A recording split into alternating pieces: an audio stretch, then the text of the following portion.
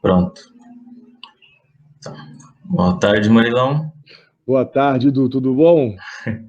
Tudo certo com você? Bem também. Tudo bem também? Então, é, essa entrevista aqui é para o meu trabalho da faculdade, o meu clipping. A gente está fazendo um perfil no Instagram sobre pedagogias alternativas, tá? E antes eu queria que você desse uma introdução sobre você, quem você é, de onde você vem, a sua formação também, com que tudo mais. Tá. Bom, vamos aí. Eu sou Murilo, eu dou aula de matemática já há 20 anos, acredito. Eu, eu leciono em colégio público, em colégio particular. Um colégio público é uma escola técnica do interior de São Paulo. O Cotil é um colégio técnico de Limeira, ele é uma unidade da Unicamp também, e dou aula numa escola particular também aqui da cidade. Lecionei matemática na imensa maioria do tempo, mas em algum tempo também dei aulas de física, por conta do curso técnico, então havia algumas disciplinas específicas de matemática para o curso técnico. Também já dei aula em faculdades, na disciplina de cálculo, disciplina de matemática financeira, enfim. Sou formado em matemática pela Unicamp, pela Universidade Estadual de Campinas. Fiz mestrado também na Unicamp. Meu mestrado, eu digo que eu sou um traidor do movimento, porque eu fui para a área de humanas e trabalhei com história da educação, né? História da educação Muito e bom. matemática, sim. E então comecei meu doutorado, estou ainda matriculado no doutorado, não tenho certeza se continuarei. Essa pandemia confundiu muito assim todas as minhas ações enquanto professor, e essa reinvenção me fez até repensar o meu objetivo de estudo do doutorado, que também era na Unicamp, e eu estava pensando em formação de professores. E durante a pandemia eu tive que me reformar. Então, é algo que Sim. está ainda na minha cabeça. Então, eu não sei ainda como que eu vou continuar o meu doutorado, mas estamos aí, estamos pensando, é isso. Então aí. Exato. Bem, mais ou menos essa é a minha trajetória, assim, pontos mais importantes.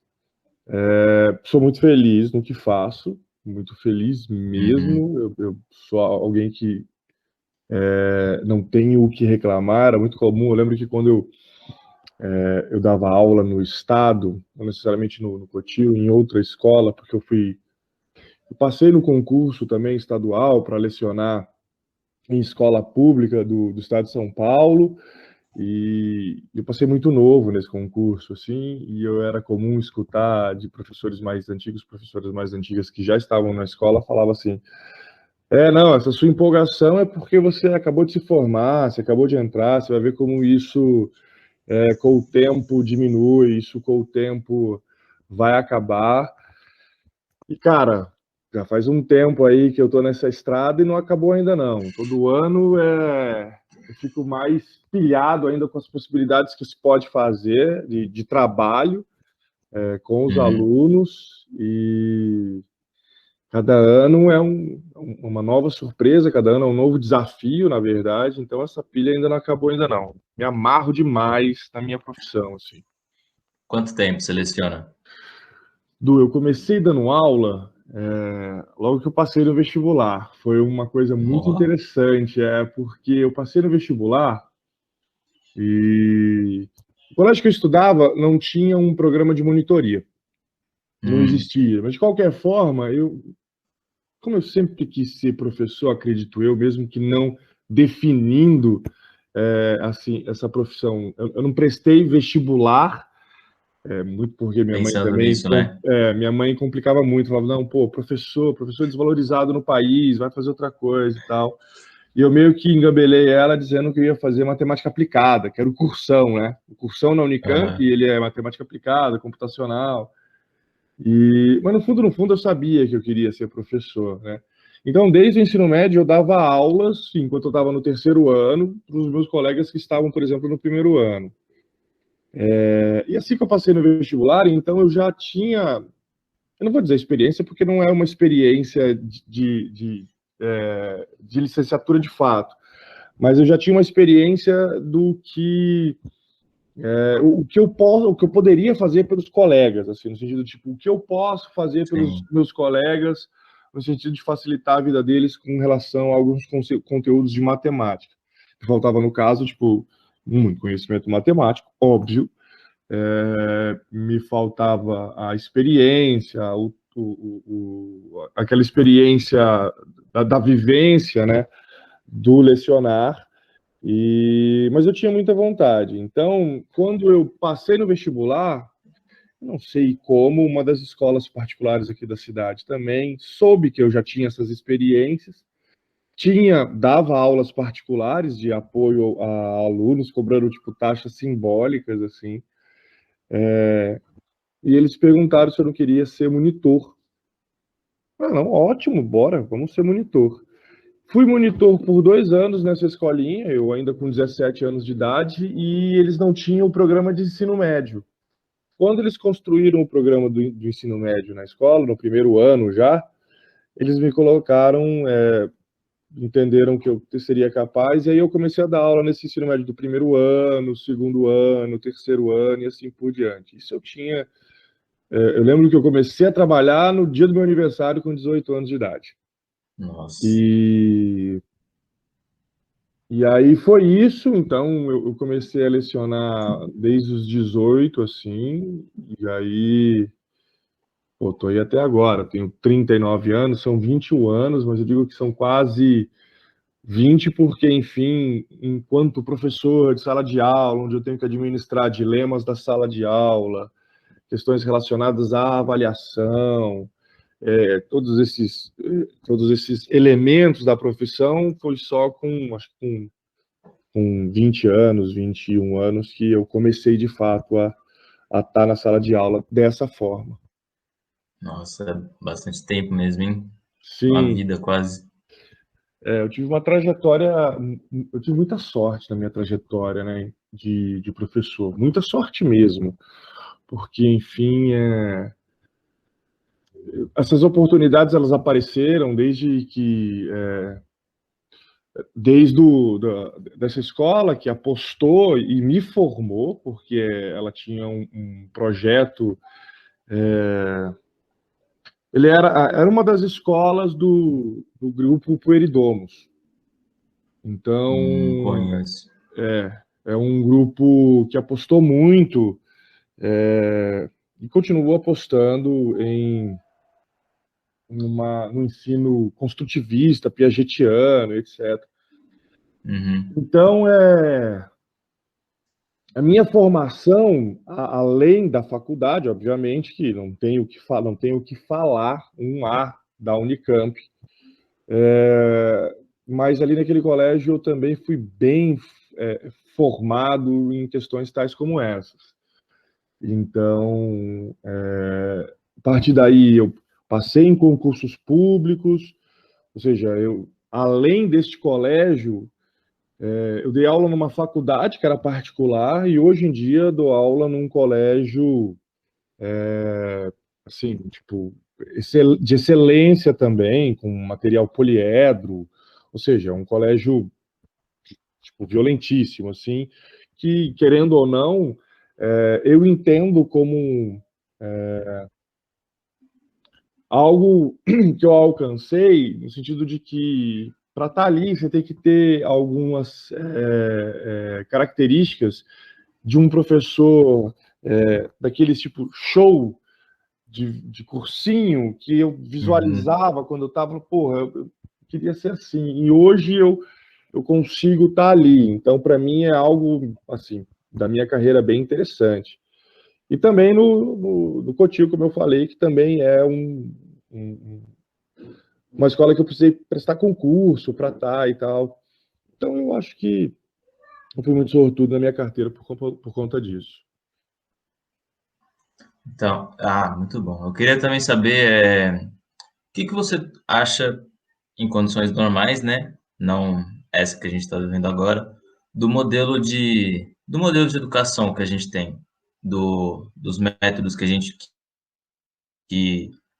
você e professores usam para ensinar os alunos, pensando no ensino médio, assim, sabe? O Entendi. modelo de educação convencional, assim, né? O que que você acha disso? E se você, por mais que ele seja uma tradição, né? Um Sim, padrão, se você tenta mudar ele, tá? Deixar suas aulas diferentes, assim, sabe? Fugir um pouco sim. do padrão. O que que você acha dele? Du, essa é uma pergunta excelente no sentido de que esse é o dilema, cara, se não for diário, de alguma forma o professor, ele com certeza, eu não vejo como o professor, ele não de alguma forma perder algumas horas de sono pensando. Não tem como, assim, tipo, se não é das primeiras semanas de aula, enquanto está fazendo seu planejamento anual, pensando o que você vai fazer, levando em consideração características da sua turma, em algum outro momento do ano também, quando faz o seu replanejamento, enfim, não tem como não pensar nisso. Assim, eu sempre tenho essa memória na minha cabeça porque ela meio que guia muitas das minhas ações enquanto professor. Eu lembro que eu estava numa aula da graduação na Unicamp e eu lembro que tinham dois professores fantásticos que pertenciam ao CEMPEM, que é um núcleo, um grupo de pesquisa da educação, da Faculdade de Educação. Eles eram matemáticos, era a Maria Ângela Miorim e o Antônio Miguel. E eles estavam numa discussão, eles colocaram para a gente um texto de um livro de aritmética do começo do século passado e fizeram uma pergunta muito semelhante a essa. E eu lembro que eu fui bem babaca, porque dentro do processo deles de sondagem, de conhecer, né, de tentar entender quais são os conceitos que nós estávamos levando para a aula, as experiências que nós estávamos levando Uhum. para aquela aula, algo que eles levavam muito em consideração, que também é algo que eu penso, né, sempre trazer para a sala de aula o que o aluno já tem. Eu fui muito otário e falei que eu concordava que um professor, por exemplo, desse aquele texto. E, e o Antônio Miguel, ele pediu para eu explicar. Por que eu acho isso bacana? Porque eu já dava aula na graduação, eu ia bem nessa aula, tipo, eu amava essa aula. Era a única aula, talvez, que eu não tinha falta na faculdade. Não que eu faltava na faculdade, não sei se minha mãe está vendo esse vídeo, Ah, mas eu não faltava na faculdade, não. Mas, enfim. E o Antônio Miguel, cara, ele foi, tipo, gigantesco, no sentido, tipo, explica por quê. Eu entendia que ele estava querendo mostrar um contra-exemplo, eu entendi que ele queria mostrar que, tipo, apresentar um texto de um livro sobre aritmética do começo do século passado não ia ser interessante para nenhum tipo de estudante que estivesse vendo aquilo pela primeira vez, por exemplo, ou que estivesse vendo aquilo de alguma forma. E, e ele falou assim, ele foi gigantesco, falou, mas explica por quê. E eu fui explicando por quê, justificando por que eu achava que poderia ser pertinente. E ele entendeu e foi me colocando no lugar, entendeu? Tipo, de um jeito uhum. muito professor, muito mestre, na verdade. Ele foi falando, olha, é assim, assim, assado, e etc, etc. E, e por que eu tô falando essa história? Porque na minha cabeça, tudo depende de que alunos você tinha. Essa foi a resposta que eu falei para ele. Tudo depende de que alunos você tem. Então, por exemplo, se fosse uma primeira aula, por exemplo, de um curso de teoria aritmética dos números da faculdade, aqueles alunos lá que já fazem matemática de alguma forma, se licenciatura, se bacharelado, enfim, o que será que fosse, se eles observassem aquilo, eles poderiam ter algo para explorar. Pô, eu vou fazer teoria aritmética dos números, talvez eu precise ler isso, porque é algo que a gente já faz na universidade. Muitas vezes o professor não quer ficar ali na sala de aula, você percebe. Ele não quer discutir com você a disciplina, ele quer fazer o horário dele ali, boa e tal. Então, muitas vezes, a gente se pegava, porra, então vou pegar o livro, já vou começar a ler, vou discutir com meu amigo, já faz um... Pera aí, Murilão. Eu acho que deu uma travadinha aqui. Na hora que você falou que o professor, às vezes você percebe que ele não quer estar ali na aula. Aí depois esse deu uma travada. Se puder repetir, tá bom. Então, muitas vezes o professor ele não quer estar ali, ele está dando aquela disciplina porque ele precisa cumprir os 4 créditos, 8 créditos dele semestrais como professor e não somente como pesquisador. E portanto, para os alunos desse momento, ok, eu vou ler esse texto e vou tentar tirar alguma coisa. Mas também poderia ser um professor que está tentando fazer o seguinte, ó, criar algum tipo de problematização com os alunos. Os alunos eles vão ver aquele texto, óbvio que eles precisam ter algum tipo de conhecimento prévio, vão tentar buscar desse texto, o que eles iam querer, etc, etc. Então tudo depende do aluno que você tem. O formato que a gente tem é um formato que não tem como você dizer que ele é bom, no sentido de, tipo... eu não queria usar esse termo, porque é exatamente esse termo que eu tento combater, tipo, no sentido de que a gente vai ter uma eficiência do processo, entendeu? Porque a forma como ele é feita, ela é uma forma quase que fabril, ou seja, você admite que todo mundo é igual e você, ao admitir que todos os alunos são iguais, você passa um mesmo conteúdo e também admite que a forma como esses alunos vão absorver esse conteúdo que você passou vai ser algo que na sua cabeça deu certo, entendeu? Entendi. Por exemplo, como eu falei, tipo, nesse colégio que eu dou aula agora, eu entendo o meu papel enquanto, por exemplo, professor de cursinho. Professor de cursinho, ele tem um outro papel porque os alunos que ali estão têm um outro objetivo, um outro porquê. Entendeu? Sim. Então, ali, na minha performance, ali, enquanto professor, eu tenho um modelo epistemológico na minha cabeça que eu falo assim, não, e aí esses são os dilemas, e aí você vê a insegurança porque passa, por exemplo, um professor, é que se esse meu modelo ali é bom para os alunos ou bom para mim, no sentido de me apaziguar meu coração. Mas aí, o que eu coloco aqui na minha cabeça é que esses alunos, eles têm um outro objetivo, eles têm uma outra necessidade, na qual eu vou ali mostrar para eles, olha, a Unicamp vai cobrar esse conteúdo desse jeito, que a gente sabe que ele está se preparando para aquele combate, né? Eu uso muito a lógica, por exemplo, do esporte. Então, eu estou preparando ele, olha, ele sabe, por exemplo, isso. Então, então você vai saber isso com essa variação para a Unicamp, com essa variação para a FUVEST, etc, etc. Mas no momento que você está no ensino médio, o meu modelo é outro. O meu modelo é tipo, ok, o que esse aluno pode absorver, o que ele quer absorver, e em que momento ele está para poder absorver isso que eu estou falando para ele. Ou como que a gente pode dividir esse conhecimento.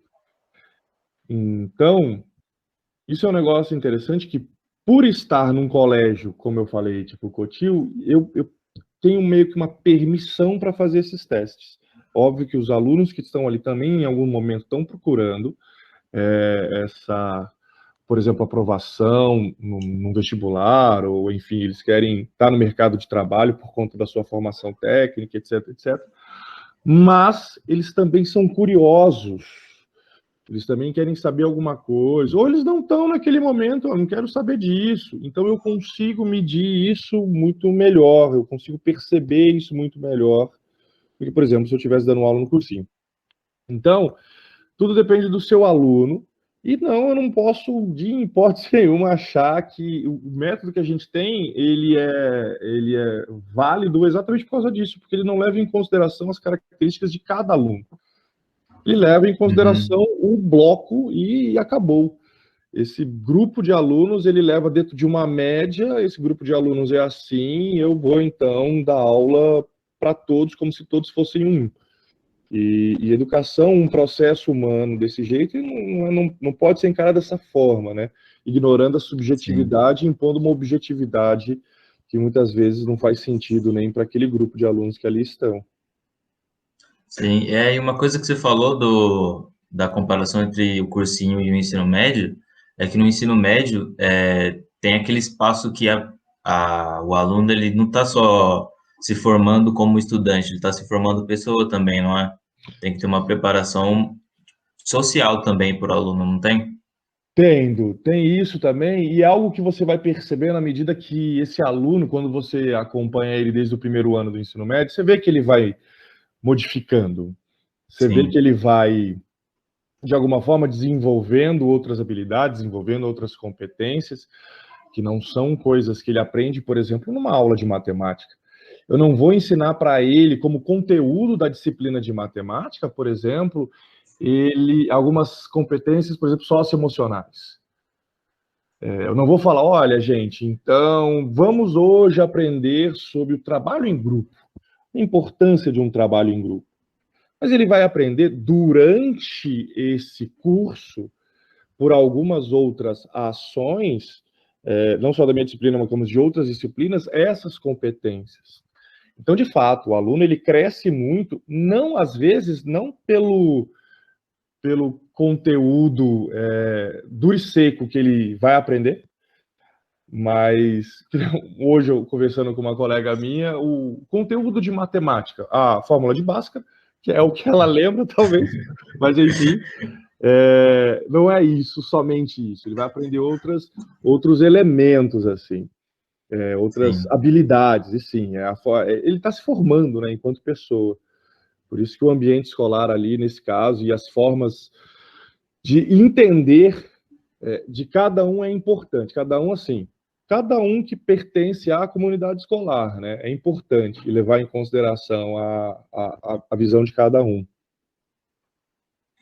Falando em ambiente escolar agora eu vou ter que ir para uma área meio ruim, né, que é o atual momento que a gente está, Sim. e o ensino à distância, né? Queria saber como você se adaptou com o ensino à distância e quais problemas você mais enfrentou com ele. Nossa. Lu,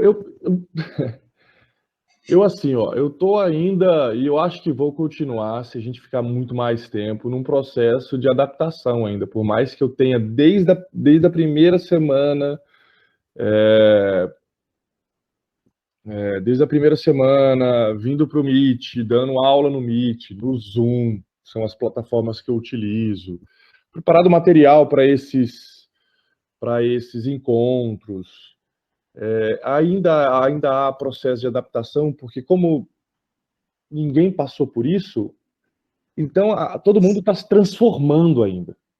Todo mundo, tipo, Sim, professor, aluno, enfim, todo mundo está se transformando ainda. A cada dia as pessoas elas vão se adaptando de formas diferentes, procurando estabelecer exatamente isso. O que ficou muito claro nessa pandemia é que, principalmente os alunos, né, eles vão procurando o melhor jeito para poder aprender. E tudo que a gente buscava, pelo menos o discurso que existe nas bases legais, enfim, ou o discurso que tem o que é o lema do colégio, de que o aluno seja autônomo, ficou muito claro agora.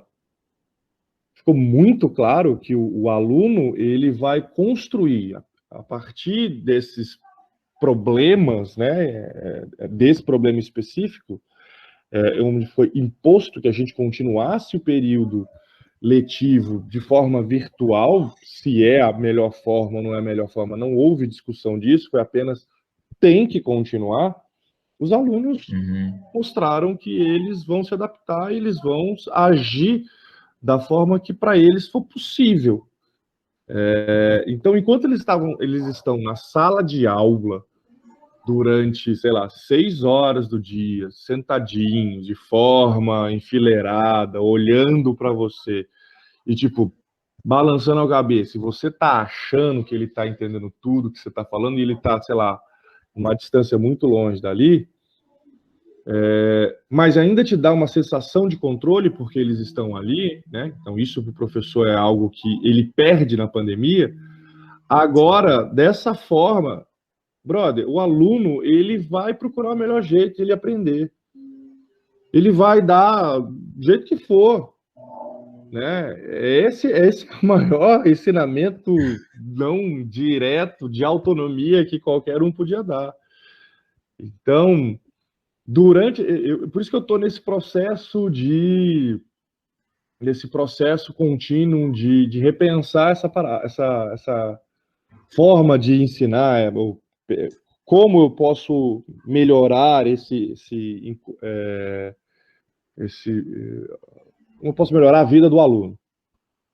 Então, eu tenho pensado exatamente desse jeito, tipo, eu vou gravar aula, eu vou me encontrar com ele todo dia, que jeito que eu vou avaliar ele, qual é a quantidade de exercícios que eu tenho que passar para esses alunos, que outros exercícios, qual o objetivo desses exercícios, leituras. Então, por exemplo, tem salas que em momentos a gente, antes de começar a aula de matemática, a gente vai discutir literatura, a gente vai pegar livro e vai falar sobre esses livros, porque essas salas eu nunca vi na vida, nunca vi os alunos. Então, de alguma forma, eu preciso ter algum vínculo com eles para eu poder saber quem são esses alunos. Enquanto no presencial você chegava e falava assim, porra, você está usando essa camiseta desse time? Tipo, sei lá, um time de basquete da NBA, que nem todo mundo tem, né? Pô, você torce pro time? Ah, não. Então você cria um vínculo, estabelece alguma coisa ali. Agora no virtual, esse aluno é uma bolinha que está lá no Meet.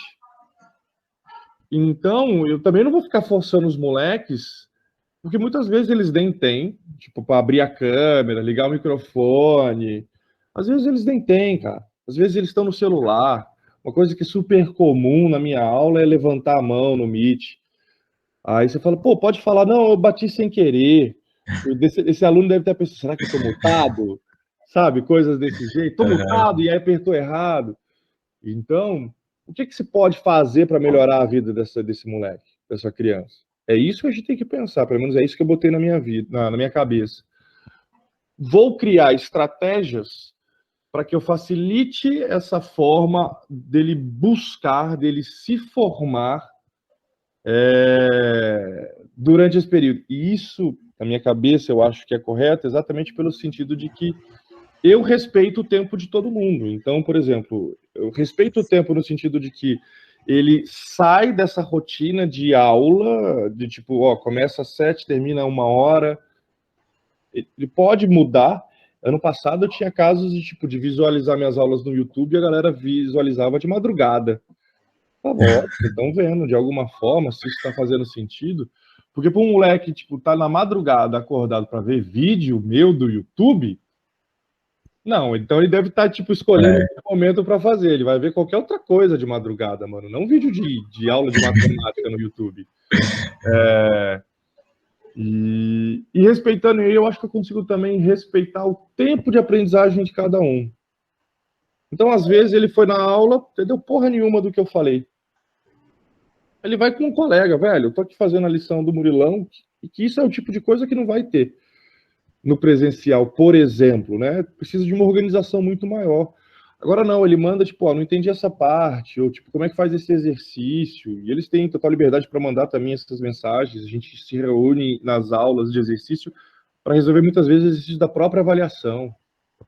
Então tem essas paradas. o lema, o que eu levei assim como direcionamento foi: os alunos, eles vão, eu vou dar tudo que me for possível para que eles possam montar como eles quiserem essa estrutura de aprendizagem deles. Eles vão ter canal aberto para falar comigo a qualquer instante. Então, teve vezes que eu respondi sábado à noite, por exemplo, uma aluna que estava resolvendo questão. É comum, tipo, de madrugada, sábado de madrugada, pipocar aqui no meu celular: ó, fulano entregou a atividade. Porra, tá fazendo de madrugada? Faça. Então, isso é a coisa mais comum. Então, essa que é a meta. Mas, assim, não dá. Pelo menos essa estrutura que a gente tem, que não é EAD, é, sei lá, ensino remoto, sei lá que merda que é essa, isso não funciona. Não sei se eu estou sendo muito conservador, mas isso para mim não funciona. Como única ferramenta, isso não dá certo. Não é saudável. Não é saudável para mim. Nem psicologicamente, nem fisicamente. Nem fisicamente. Então, a gente agora, né, tá no segundo ano desse processo todo aqui, né? Sim. Você, eu acho que você agora pegou alguma sala do primeiro ano esse ano? Peguei todos os primeiros anos.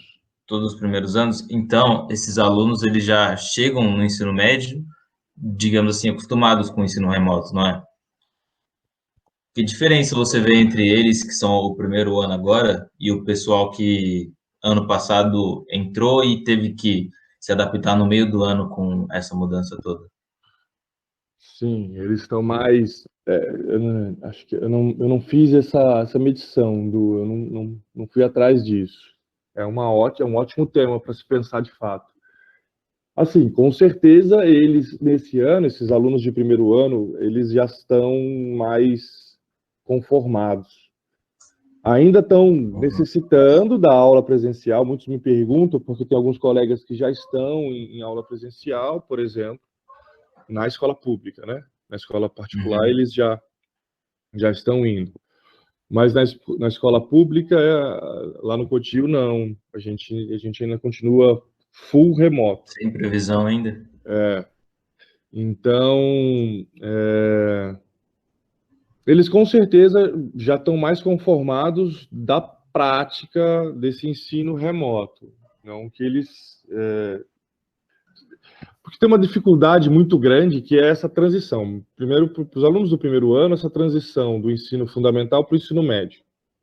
Sim. E é uma transição agora de um ensino fundamental para o ensino médio e técnico. Então, esses moleques têm, tipo, 25 disciplinas. Você sabe bem o que é isso.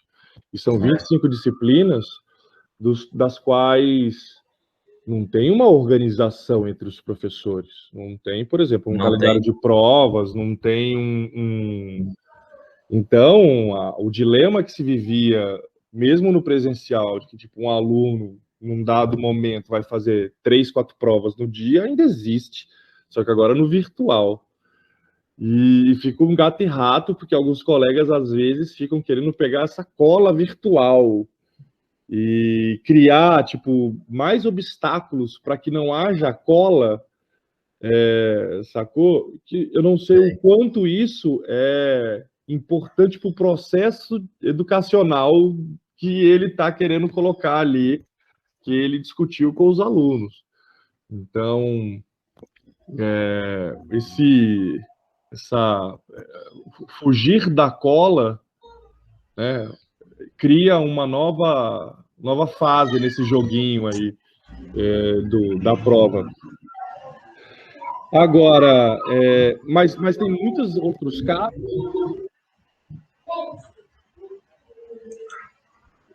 Você está mutado. Eu não estou te ouvindo, Murilão. Não.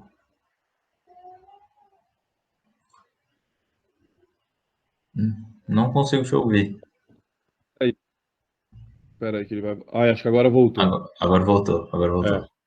Então, muitos alunos, eles dizem que eles não tiveram aula.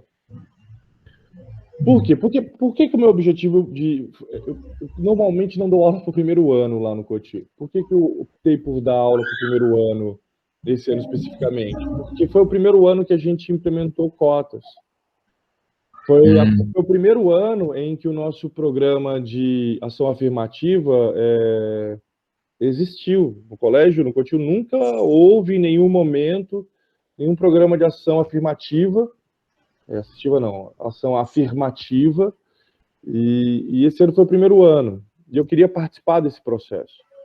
Então, dentro do nosso programa de cotas, 70% dos alunos são alunos de escola pública, vieram de escola pública.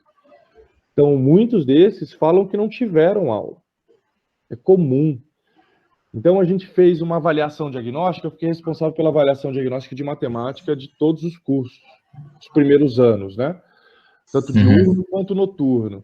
E era muito comum ter respostas dizendo, não tive esse conteúdo, não tive aula de matemática no passado. Então, isso foi uma parada muito comum. Alguns outros alunos tiveram aula, entenderam, então, e assim, por exemplo, os alunos de primeiro ano, eles têm quase 100% de presença nos encontros no Meet.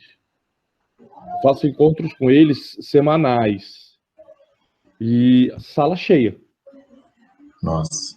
Sala cheia. São 40 alunos que estão lá online. Inclusive, eu dou aula para uma turma de mecânica sexta-feira, as 2 aulas da noite, as 2 últimas, das 9h30 às 11h, e eles ficam até às 11h. 40 moleques fiéis ali na sala, nos nossos encontros. Então, eles estão mais adaptados, sem sombra de dúvidas. Mas tem uma questão que se percebe, é que, por mais adaptados a essa forma, eles não estão adaptados, que eu acho que é algo comum dessa passagem de ensino fundamental para médio, a essa nova rotina. Então, os moleques de primeiro ano, essa semana especialmente, que é de fechamento, eles estão pirando. Os moleques estão pirando, assim. Tem avaliação, tem que entregar trabalho, tem que não sei o que lá. Eles não conseguiram organizar a vida deles, assim, ainda. É o primeiro semestre. É o primeiro semestre. Então, eles estão assim. Também tem outra questão aqui que eu queria levantar, voltando naquela questão de pedagogia, assim, do método de ensino. Você acha que os problemas que a gente enfrenta agora no ensino remoto vêm porque alguns professores talvez não consigam adaptar para o ensino remoto e também por causa da pedagogia que a gente tem atualmente? Tipo, a gente tenta trazer essa pedagogia que a gente dá na sala de aula física para o ensino remoto sem muita tradução, assim, digamos assim, sem muita diferenciação. A gente só tenta fazer do mesmo jeito que a gente faz presencialmente. Você acha que isso dá uma impactada negativa no processo?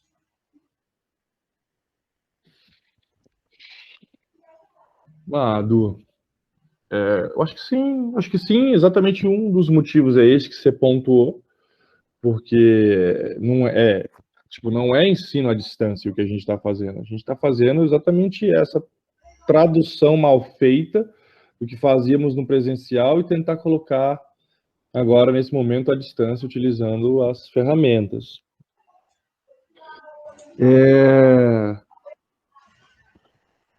Eu acho que na imensa maioria, porque é assim que a gente aprendeu a nossa escola, eu digo a nossa escola de professores que têm a minha idade ou próximo da minha idade, era difícil que tivessem talvez essas discussões pedagógicas entre nossos professores no como entender novas estratégias de ensino para que, então, e aí vou usar a palavra de novo, fosse mais eficaz, quando na verdade é quando a gente pudesse alcançar mais alunos em sua diversidade.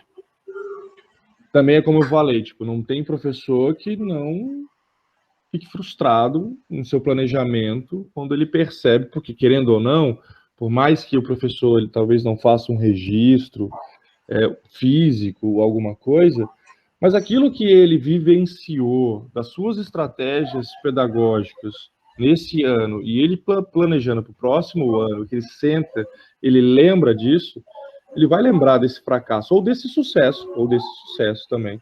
Às vezes pode ter sido uma ação que deu certo. Se vai dar certo de novo com essa sala, é o questionamento. Então, por isso que é sempre uma constante repensar, revivenciar, replanejar as ações, as práticas docentes, né?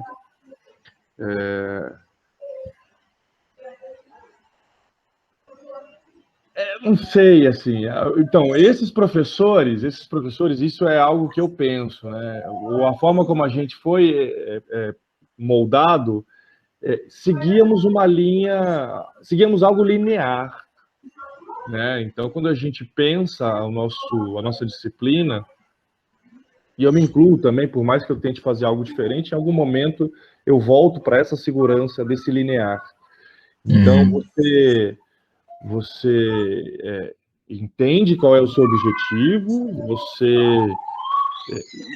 direciona as suas práticas, e você, por exemplo, fecha com uma avaliação. Esse é o padrão. Eu não sei se essa avaliação tem muita conversa com esse objetivo. Se é uma avaliação puramente somativa, de você pegar o que ele sabe do conteúdo. Né? Ou essa avaliação, ela conversa com o seu objetivo, o que você quer que esse aluno saia sabendo? Essa avaliação está pegando isso? Então, normalmente, essa avaliação, o fim e o início do processo, às vezes eles não conversam, é uma ideia linear de fato. Acabou a avaliação, acabou essa estrutura, parte para outra. Quando, na verdade, ela tem que ser algo cíclico, né? Você vai fazendo testes, voltando, e assim por diante. Então, a imensa maioria dos professores, acho que ela foi formatada desse jeito. Pelo menos, de novo, dessa minha idade, assim. Eu não me recordo de algum professor... E, cara, eu estudei nos colégios violentíssimos, assim, que tivesse alguma estratégia diferente. Uma estratégia que eu entendo como sendo construtivista, de partir do conhecimento do aluno e construindo esse conhecimento junto com o aluno, de que ele consiga compreender os erros deles tenham serventia nesse processo. Esse tatear, né, de você ir tateando, ir compreendendo, quase que dentro de uma metodologia científica, de tentativa e erro. Não me recordo disso. Hoje é mais fácil de perceber isso. Hoje a gente tem muito mais difundido questões relacionadas a metodologias ativas. Os professores têm, não sei se eu posso dizer isso, tipo, eu posso dizer pelo que eu observo ali, mas os professores, hoje eles conseguem entender que tem outras estratégias, portanto, essas outras estratégias, elas podem ser utilizadas a mais. Porque tem que se ter uma ideia também, que é algo que a gente percebe, pelo menos eu percebi durante essa pandemia, de que a educação e a pedagogia é uma ciência, então tem que ser respeitada como tal. Então não adianta você achar que, tipo, vou dar aula, era comum de ver, né? Não, se der errado, vou dar aula. Porra, mas você tem que manjar do que você está fazendo, entendeu? Sim. É uma ciência como qualquer outra.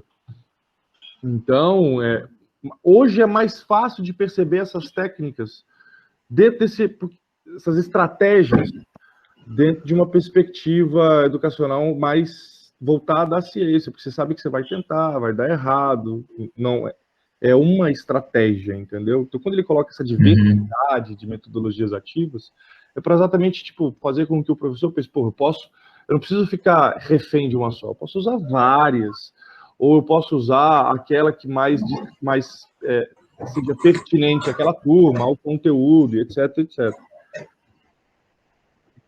Agora, sim, hoje a gente... Diga. Pode terminar. Não, pode terminar. Agora... eu ia perguntar... Eu ia perguntar se... Já que a gente tem tantas estratégias diferentes assim hoje em dia, você acha que os professores estão utilizando mais ou tem aqueles que ainda são muito... Peraí.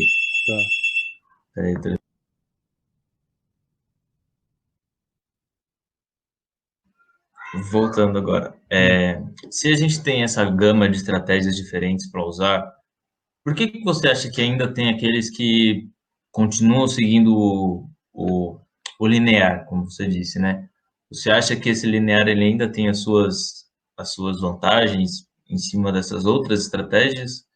Ou você acha que é tipo um complemento, tudo tem que conversar entre si, assim, essas estratégias diferentes. Ah, isso é legal. Talvez, acho que tem alguma. Olha, Du, eu volto nessa ideia da formação, cara. Porque, por exemplo, alguns professores ficaram a vida inteira dando aula de um jeito. E você pedir para que agora, talvez no fim de carreira desses professores, eles tenham que fazer essa mudança, você está pedindo para eles mudarem quem eles são. E mudarem quem eles são exatamente dentro desse perfil epistemológico do como compreender a educação. Ah, é Porque quando você, e aí de novo, dentro dessa minha experiência, quando você entende, por exemplo, a educação como uma ciência, de fato, a pedagogia como uma ciência, você entende que a ciência ela não é verdadeira para sempre, né? É verdadeira para sempre, não. Seus paradigmas eles vão mudando, né? Existe uma mudança de paradigmas a partir do momento que a gente tem algum momento de estabilidade dentro dessas teorias que montam, que constroem esse modelo que nós possuímos. E, portanto, para a educação também. Então, por exemplo, quando a gente pensa na história da educação do país, que é onde eu vejo esses professores que me deram aula sendo formatados, o que a gente tinha era uma excessiva introdução de elementos tecnicistas. Então, década de 70, 80, o tecnicismo era a teoria pedagógica que vigorava, né? E aí depois a gente tem a entrada, talvez na década de 80, de outras questões construtivistas, etc. Mas, por exemplo, esses caras, eles eram, tipo... esses professores eram aqueles que, tipo, por exemplo, tinham... Como é que chamava? Que você tem, tipo, um roteiro que você vai preenchendo. Eu esqueci. Roteiro dirigido. Agora eu não lembro como é que era. Mas você tinha... E eu vejo em alguns ainda, tipo, alguns colegas que usam isso, colegas da minha idade. Então, por exemplo, eu tenho estudo dirigido, roteiro dirigido, enfim, eu não lembro. Mas você tem a sua aula pronta, cara. Você entrega para o aluno e o aluno vai completando o que você está falando na aula. Ou seja, que coisa mais quadradinha do que isso, porque, tipo, ele vai tolir... E se o aluno pensar diferente disso? Não, mas eu não acho que é isso aqui, não. Mas por que você não acha? Não sei porque que eu não acho, mas eu não acho que seja desse jeito. Talvez eu tenha visto... Não, mas eu tô falando, você vai completar com o que eu tô falando. Então, malandro, tem essas paradas ainda hoje. Os nossos professores foram desse jeito. Alguns professores de agora, são feitos de outro jeito. Mas tem são formados de outro jeito. Mas tem toda a relação como ele compreende a educação, como ele compreende a sua profissão. É importante também entender tem alguns professores que dão aula em 4 colégios, cara. Esse cara, Sim. Quando ele chega em casa, ele está exaurido, ele não vai ler nenhum tipo de artigo, ele está trabalhando, ele precisa alimentar a casa dele, alimentar as pessoas da casa dele. Tem alguns professores que não entendem a pedagogia também como uma ciência, acham que, enfim, fiz pedagogia, fiz licenciatura, já sei o suficiente. Então, tem algo que acho que a gente tem que levar em consideração, que é exatamente isso. Talvez a formação do professor, e 2, e como ele vê a sua profissão. Ele tem que entender que a profissão dele, assim como qualquer outra, ele precisa se atualizar, ele precisa entender quais são os dilemas. Esse esquema de dar aula é vocação no país, vocação nada, meu amigo. Eu quero todas as minhas questões legais que eu tenho direito, eu quero 13º, eu quero participação de lucro, porque qualquer outro lugar, qualquer outra profissão tem isso, e a minha vocação? Não. A minha é uma profissão como qualquer outra, tem que ser valorizada do mesmo jeito. Então, o professor ele também tem que perceber isso, né? E isso eu acho que é um grande impacto, né? Porque ele é formado de um jeito, ele entende a educação de um jeito, por exemplo, e para que ele mude isso, você está querendo que ele mude os aspectos bem internos dele, né?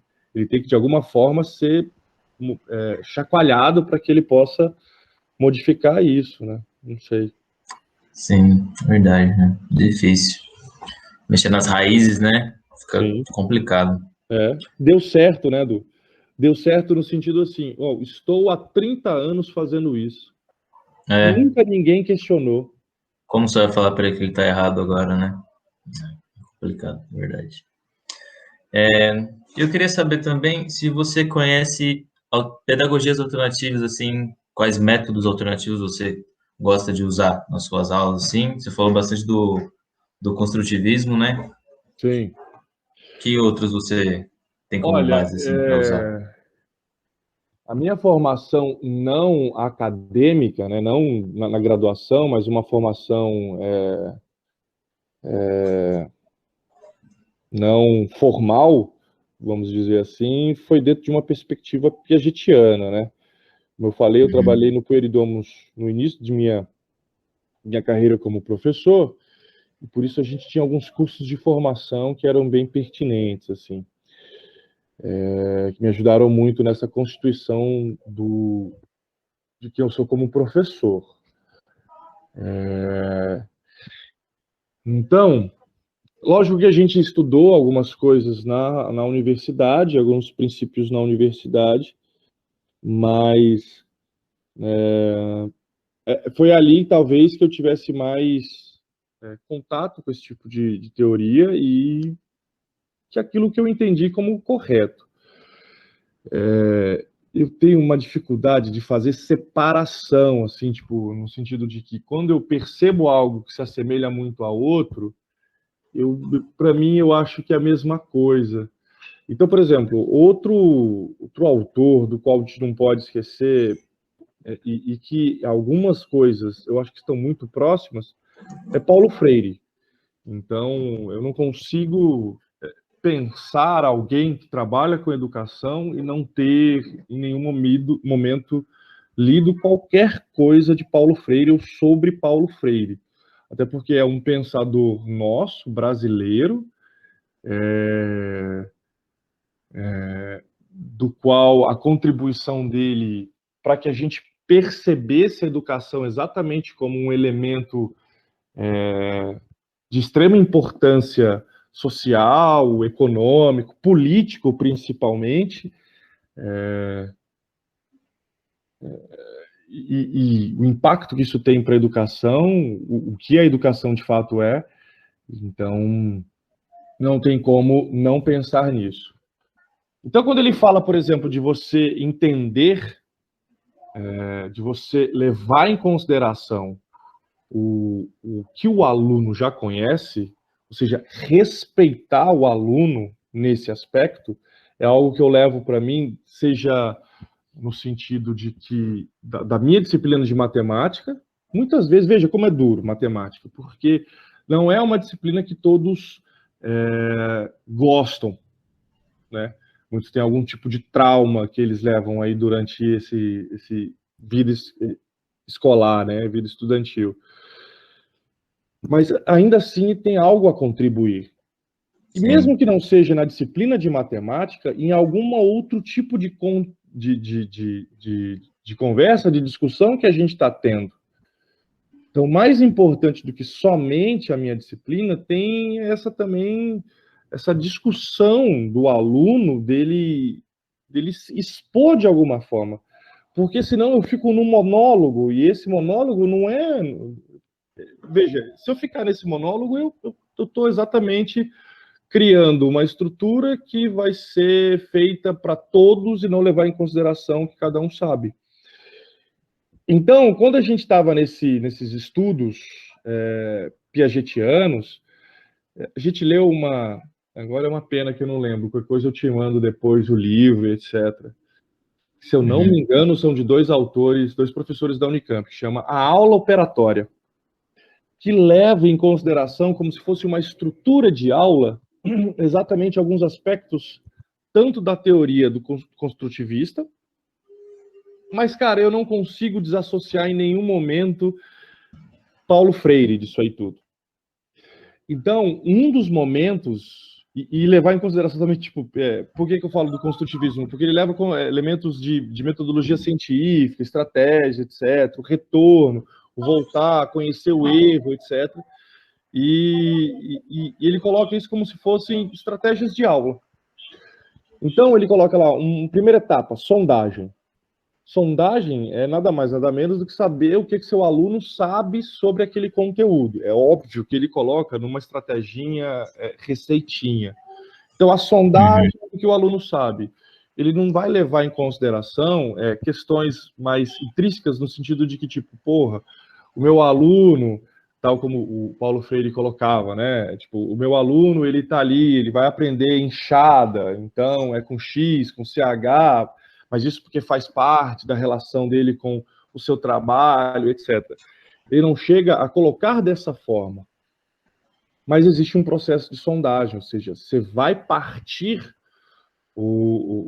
você vai começar a construir o conhecimento do aluno a partir daquilo que ele conhece, ou seja, ele vai se apoiar naquilo que ele conhece e ele vai ter relação com aquilo que ele conhece.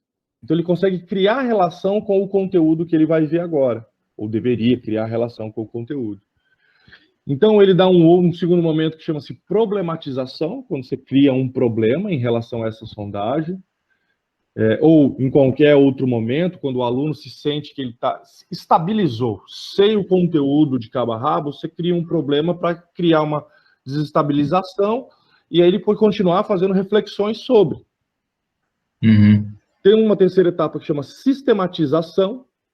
Então, você tem a sistematização daquilo que vocês discutiram em conjunto, você, o grupo de alunos, quais são as conclusões que se tira, que, de novo, eu, até talvez como uma forma de acalmar meu coração, é algo que eu utilizo, independente de qual seja, por exemplo, então tá, você vai resolver um exercício, quais são as etapas de resolução? Eu entendo isso como uma sistematização, para a matemática funciona, no sentido de que, tipo, ó, faço isso primeiro, faço isso segundo, faço isso terceiro, principalmente para aqueles alunos que não conseguem visualizar o exercício por conta da abstração extrema, visualizar o que vai acontecer. E, por fim, ele tem uma que é uma aplicação. E aí, essa aplicação, ela pode vagar dentro de uma perspectiva tal, por exemplo, como o Zabala coloca, de tipo de uma avaliação somativa, pode ser, uma avaliação formativa, uma avaliação atitudinal, e aí o céu é o limite dentro do que você percebe, dentro do que você quer, dentro do que você está planejando, né? Em todo esse processo, essas etapinhas, ele pode ser vai e volta, porque você não vai entender de forma linear, você vai entender de uma forma cíclica. Então, o objetivo que você quer, se atingiu, não atingiu, volta nos processos, até que você atinja esse objetivo. Então, é isso. Por fim, eu queria perguntar uma coisa para você, que é como você vê o ensino no futuro, próximo ou distante, e também como, assim, como é a sala de aula que você quer que as próximas gerações tenham? Que mudanças você quer que apareçam nelas? Alguma coisa que você acha que agora é um problema que tem que ser resolvido no futuro, sabe? Sim. Nossa, que loucura. Eu nunca tinha pensado nisso. O que eu espero... Assim, a educação é um elemento político. Desde tipo, questões mais primárias, assim, no sentido de que uma criança que está na escola, a família de alguma forma está dentro da escola, e a política educacional de um país, ou a política educacional de alguma região, tem impacto direto nessa família, né? Assim também como se a política educacional, se os governantes não corresponderem às necessidades da sociedade, ali você tem uma família que pode não votar nesse candidato, ou não votar num possível, levando em consideração o que ele fez por conta da educação. Então, a educação é, querendo ou não, um elemento político valiosíssimo. E a gente percebe até pelas questões relacionadas à nova legislação, à BNCC, ao novo ensino médio, que tornou-se, assim, de fato, uma questão econômica. Então, a educação agora é um nicho econômico,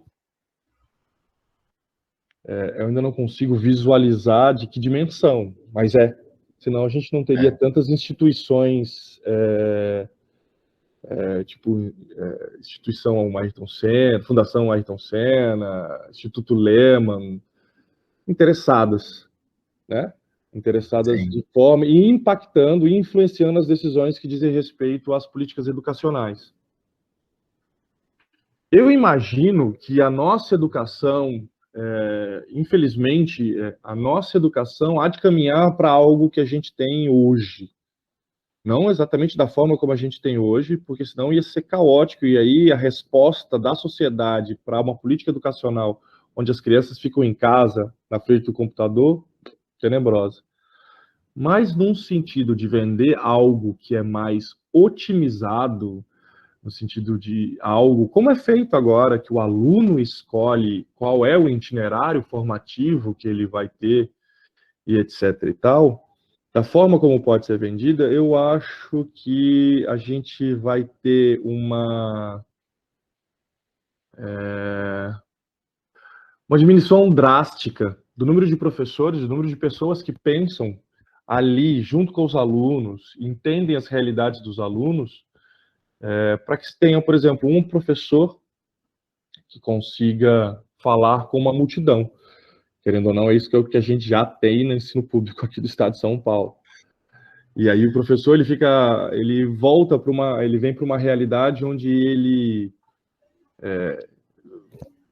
não sei se é por conta de, sei lá, estou fazendo sala de aula invertida, o aluno tem um assunto, o professor vem, não sei.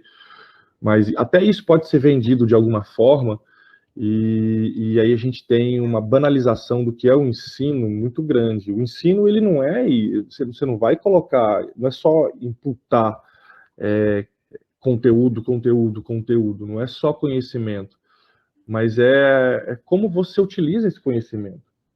E o como utilizar esse conhecimento é o que a gente volta lá para o começo da nossa discussão. Ele vê isso na escola, não necessariamente na disciplina, mas na sua formação naquela sociedade, daquela escola, naquela comunidade da escola, nas trocas que ele faz com as pessoas, com os professores, com os alunos. E se for por esse caminho de otimizar essa, não respeitar, por exemplo, as demandas de cada escola, de cada região, por mais que a legislação fale isso, eu acho que a gente há de sucumbir. Porém, quando se analisa a história da educação do país, precisa de um esforço muito grande para que isso aconteça. E, portanto, eu confio muito na incompetência dos meus dirigentes para dizer que eles não vão ter capacidade de fazer essa modificação desse tamanho, porque a nossa estrutura educacional é gigantesca. Eles não têm como fazer isso. Eles não têm nenhum tipo de profissional, como é que eu ia falar agora? Não tem nenhum tipo de profissional de logística competente para fazer algo desse tipo. Então, eu acho que a gente permanece desse jeito, mas com alguns professores muito impactados pelo que a gente viu nessa pandemia. Eu já tenho colegas que nem sabiam utilizar o Classroom. Eu lembro que quando eu era chefe de departamento de exatas lá do colégio, a minha primeira reunião com a galera, eu falei, gente, vamos usar o Classroom, isso em 2019. Vou ensinar, criei um Classroom do departamento. Vários colegas meus não tinham ideia de como que funciona. Esses mesmos têm canal do YouTube hoje. Ou seja, então o que aconteceu? Eles, naquele momento, não fazia sentido, porque eles já são formados 30 anos dando aula desse jeito, nunca deu errado, né? Nunca tive uma reclamação. E hoje, essa reclamação é interna deles, porque eles percebem que os alunos, ou seja, esse controle que eles talvez podiam ter e gozar sobre os alunos, não tem. Você não sabe o que o moleque está fazendo. Se ele não quiser ligar a câmera e te ignorar, ele vai fazer isso e você não tem o que falar. Então, essa pandemia fez com que essas pessoas repensassem sua prática de alguma forma. Então, elas vão fazer o uso disso. Elas podem fazer esse uso, sei lá, em 2022 diminuir, voltar ao que tinha, ou não. Mas eu acho que já teve algum tipo de impacto, com certeza. Então, assim, eu entendo que do ponto de vista econômico tem todas essas possibilidades, mas do ponto de vista político e da eficácia dos nossos políticos em relação a isso, eu acho que a gente não vai ter muitas alterações. Mas Não. a sala de aula que eu imagino que seria ideal é uma sala de aula onde o que a gente tivesse mais na sala fosse barulho. Barulho. Barulho de discussão. Tem um problema, todo mundo vai discutir esse problema. Grupos conversando sobre como fazer para resolver algum tipo de problema. De qualquer âmbito, seja um probleminha de matemática, de uma Olimpíada de Matemática, seja uma questão que é uma questão problema da escola, uma questão problema da cidade, discussão. É isso que tem que ser, sacou? É assim que eu imagino. Se a sala está muito quieta, não sei não se esses moleques estão prestando atenção ou estou pensando em qualquer outra coisa que não seja o que eu estou falando. Até porque por mais que eu fale bastante, por mais que eu consiga, eu acredito que eu consiga, né, passar o meu amor que eu tenho pela minha disciplina e pelo meu trampo, eu não sei o que passa na cabeça daquele aluno naquele momento, então não posso garantir que ele esteja prestando atenção. Agora, se ele estiver fazendo barulho, se ele estiver ali, ó, fazendo uma parada que ele gosta, no tempo dele, eu acho que vale mais a pena. Então, a sala que eu queria era uma sala barulhenta. É isso. É isso. Acho que com isso dá para a gente fechar. Muito obrigado mesmo. Foi muito bom o papo Foi massa demais e mesmo, Du. foi muito massa. Eu gostei muito.